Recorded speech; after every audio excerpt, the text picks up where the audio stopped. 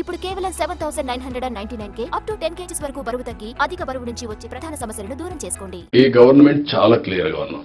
Political victimisation చెయ్యం. అదే సమయంలో తప్పు చేసిన వాడిని మాత్రం వదిలిపెట్టాం. And I very clear on that.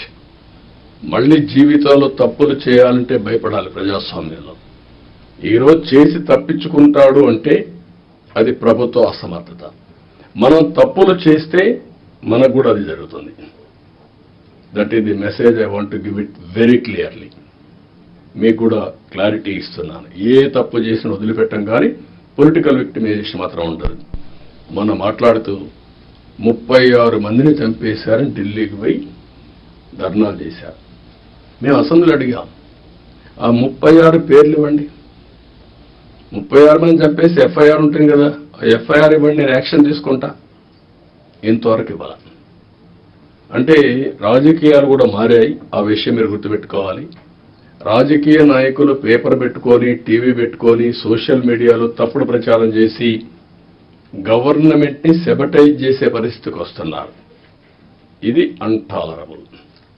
నేను I very clear on that. How to handle, will educate people. చట్టపరంగా కూడా యాక్షన్ తీసుకుంటాం.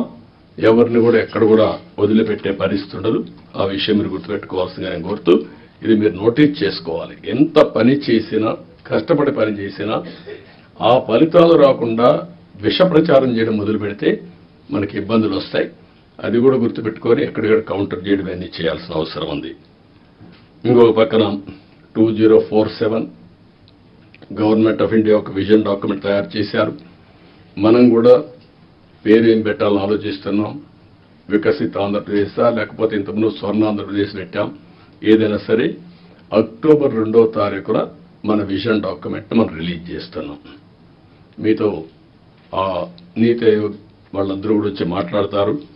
దీన్ని మీరు కూడా ఒక ఇది తయారు చేసుకోవాలి. డిస్ట్రిక్ట్ విజన్ డాక్యుమెంట్ తయారు చేయాలి.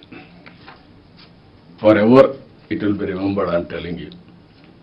నేను 25-30 ఏళ్ళ మునుపు తయారు చేసినటువంటి విజన్ 2020 అందరూ ఎగతాళి చేశారు. దేశంలో first time had done that experiment. Today everybody is talking about vision. ఇప్పుడు మీరు చేసే విజన్ 2047 ఆ డిస్ట్రిక్ట్కి మీకు ఎప్పటికీ సాటిస్ఫాక్షన్ ఉండేట్టుగా, ప్రొఫెషనల్ సాటిస్ఫాక్షన్ ఉండేగా ఉంటుంది. కాబట్టి మీరు దీన్ని తయారు చేయడంలో ముందు ఉండాలి. సెప్టెంబర్ 20కి 100 రోజులు అవుతుంది. 100 రోజులు నేను టార్గెట్ పెట్టుకున్నాం. అందరూ కూడా 100 రోజుల్లో ఏం చేయబోతున్నారు మీరు కూడా చేస్తున్నారు. ఇప్పటికే మేము ఒక 5 సిగ్నేచర్లు పెట్టాం. ఇప్పుడే ఎక్స్ప్లెయిన్ చేశారు. 7 వైట్ పేపర్స్ రిలీజ్ చేశాం. రైట్ మ్యాన్ రైట్ ప్లేస్లో పెట్టడానికి ప్రయత్నం చేశాం. ఎవరైనా తప్పులు చేసిన వాళ్ళు తప్ప మిగిలిన వాళ్ళందరినీ రైట్ మ్యాన్ రైట్ ప్లేస్లో పెట్టడానికి ఒక కలెక్టర్సే కాదు, ఆఫీసర్లే కాదు, కడకు మంత్రులు కూడా మేము వీలైనంత వరకు మా మంత్రివర్గాన్ని కూడా దాన్ని ఎస్టాబ్లిష్ చేసుకున్నాం. మెరిట్కి ప్రాధాన్యత ఇచ్చి మేము సూపర్ 6 హామీలు ఇచ్చాం.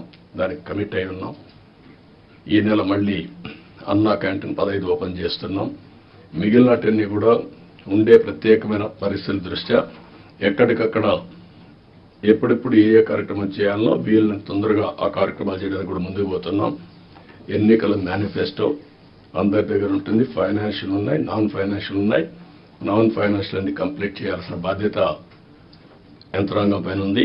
అది కూడా మీరు గుర్తుపెట్టుకోవాల్సిందిగా నేను కోరుతున్నా. మీరు కలెక్టర్స్ అనేవాళ్ళు ఓన్లీ ఆఫీస్లో కూర్చోవడం కాదు, ఫీల్డ్ విజిట్స్ ఉండాలి, రిమోట్ ఏరియాలో ఉండాలి, వెళ్ళాలి.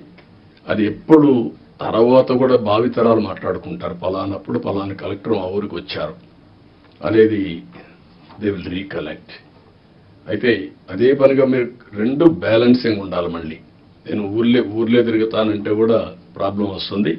కానీ ఫస్ట్ హ్యాండ్ ఇన్ఫర్మేషన్ క్షేత్రస్థాయిలో ఏం జరుగుతుందో తెలుసుకోవాలంటే మీరు వెళ్లాల్సిన అవసరం ఉంది. ఇది కూడా మీరు గుర్తుపెట్టుకోవాల్సిందిగా నేను కోరుతున్నా. ఒక కలెక్టర్సే కాదు, మినిస్టర్స్, ఇక్కడుండే senior secretaries, head of the departments, ప్రతి ఒక్కరికి కూడా ఫీల్డ్ అసెస్మెంట్ మీకు ఉండాలి. క్షేత్రస్థాయిలో మీరు చూసి వచ్చినప్పుడు మీకు వచ్చే ఆలోచనలు, మీ విధానం టోటల్గా మార్పు వస్తుంది. అవన్నీ కూడా మీరు గుర్తుపెట్టుకోవాల్సిందిగా చేస్తారని చెప్పి నేను ఆశిస్తున్నా.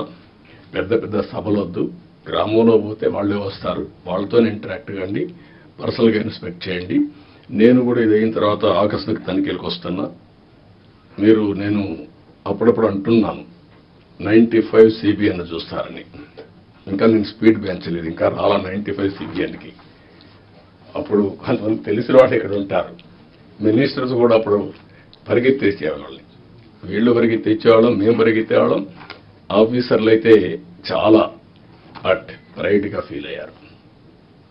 ఈరోజు హైదరాబాద్ కానీ మొత్తం డెవలప్మెంట్స్ కానీ ఆఫీసర్లే చేశారు. ఈ విషయం కూడా మీరు గుర్తుపెట్టుకోవాలి.